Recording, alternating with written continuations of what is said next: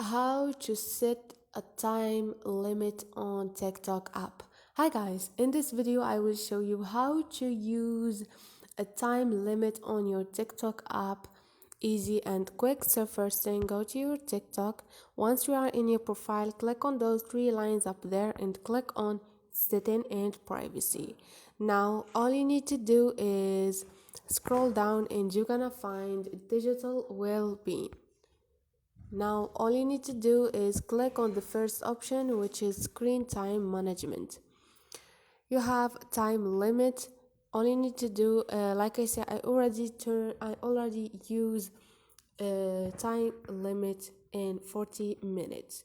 You can change this, or you can add this by just click on it and choose timer, how much time to limit. And this is it, easy and quick.